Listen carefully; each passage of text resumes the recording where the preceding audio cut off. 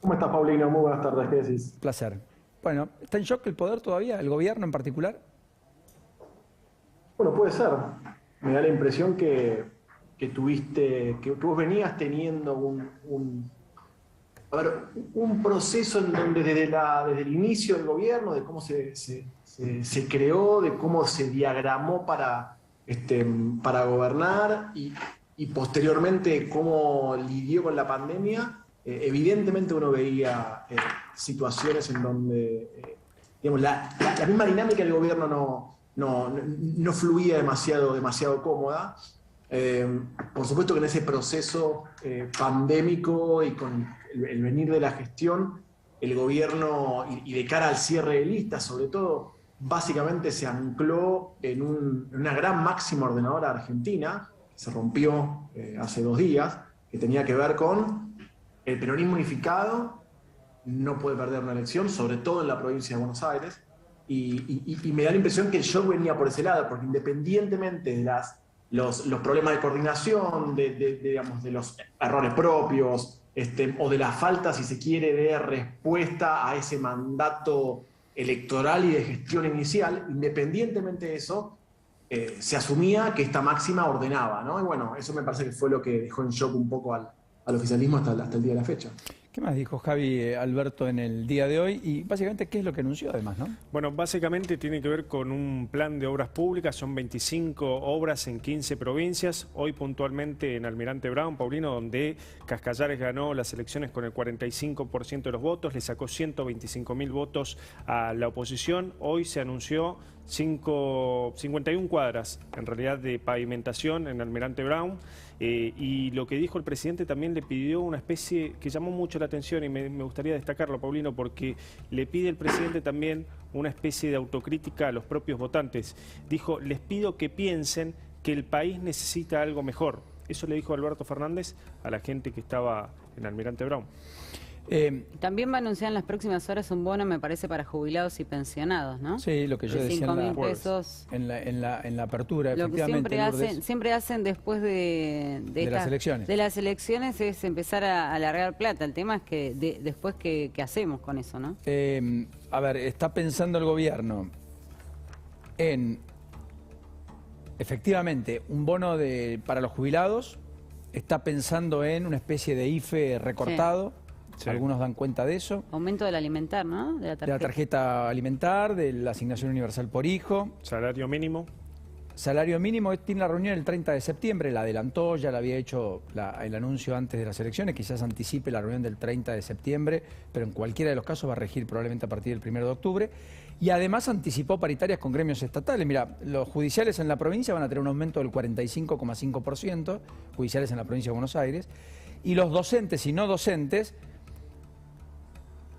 cerraron un acuerdo junto a los gremios universitarios y el gobierno con una nueva suba del 12% adicional al 35% que habían pactado, que eleva el aumento de este año al 47%.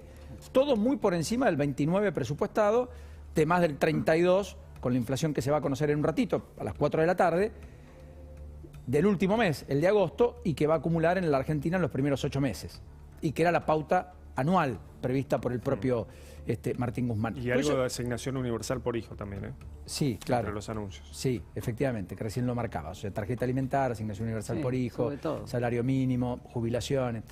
La pregunta del millón es, ¿todo eso puede alcanzar, crea un microclima diferente o en realidad todo eso puede crear un microclima en el sentido opuesto? Que espiralice inflación, genere más incertidumbre y te lleve a una mayor tensión cambiaria y por tanto mayor cepo. Mira, vos recién, Paulino, mostrabas 6, 7 voces distintas, en donde el denominador común era el cambio, ¿no? La necesidad de cambiar, de reaccionar, de cambio de rumbo. Eso era muy claro en distintas voces que vos mostrabas recién. Ahora, cuando vos haces doble clic a ese cambio, lo que no hay es ningún tipo de unanimidad del por dónde es el cambio necesario, ¿no? Primero, en función de las restricciones actuales, y segundo, en función de diversas ideas que referentes o satélites cercanos al gobierno pueden tener de cómo sale este proceso.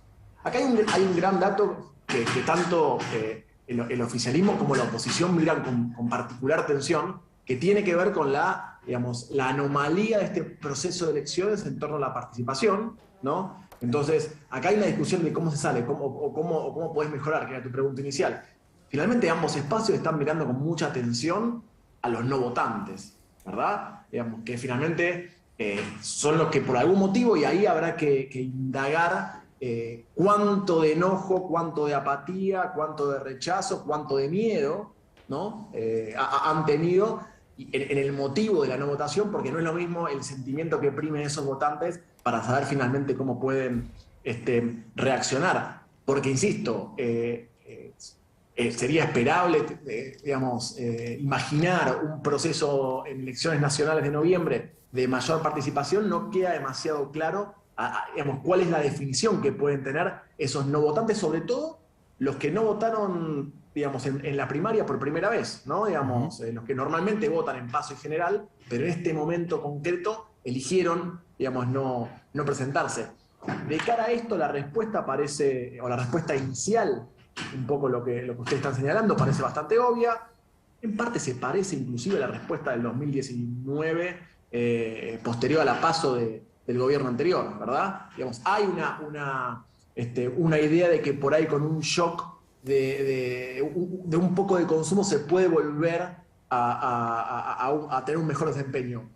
A mí me da la impresión, Paulino, que Argentina se está transformando en una democracia de rechazos. En una democracia de rechazos, en donde lo que primero prima es el rechazo al otro. Y después habrá que ver cómo el que gana, o el que no pierde, mejor dicho, capitaliza un mensaje político de las urnas. Por eso digo, acá evidentemente esta elección se transformó en una típica elección, digamos, legislativa, en donde se plebiscita una gestión. Digamos, el resultado fue claro, al menos en la primaria, veremos qué pasa en la general. No termina de ser del todo lineal, por eso insisto con esto, que ese rechazo o ese límite o esa disconformidad que se expresó de manera muy clara pase del otro lado del mostrador, ¿no? Pase del otro lado de la esfera política. Correcto. Ahí todavía hay un desafío pendiente. Juan, ¿qué es lo que más te sorprendió del resultado en virtud de la previa y las encuestas que vos habías hecho? No, en realidad había claramente una idea. Uno mira los indicadores duros y casi todos los indicadores blandos, percepción de cómo está el país, de cómo va a estar, la personal, confianza en resolución de problemas, principal problema personal. Casi todas las variables blandas que uno medía mostraban un enorme problema para el oficialismo. Es decir, finalmente por ahí la sorpresa termina siendo en parte que ahí sí por primera vez a un peronismo unificado perdiendo la provincia de Buenos Aires, de vuelta por esta máxima histórica. Pero ¿no te sentís un delincuente por no haber presagiado la derrota del oficialismo, digamos, como Tendilgo Pérsico? No a vos, sino a los consultores, todos en general. No, para nada. No me siento tocado por esas palabras. Me da la impresión que va por otro lado, digamos. Los motivos no pasan por ahí ni porque los periodistas no repregunten. Me da la impresión que hay una primera respuesta inicial que no sé si es la más... la que va de la mano con el sentir, con el pulso social. Sí es cierto, y ahí sí me parece que es un llamado a atención, por fuera de la provincia de Buenos Aires, digo, ¿no? Hay una baja performance del oficialismo en todo el país, por fuera de la provincia, lo cual te pone en una enorme disyuntiva, porque finalmente el piso que el gobierno tuvo en esta elección, ¿no? Que fue cercano al 30%, la verdad que uno imagina que ese piso es bastante parecido al piso del kirchnerismo.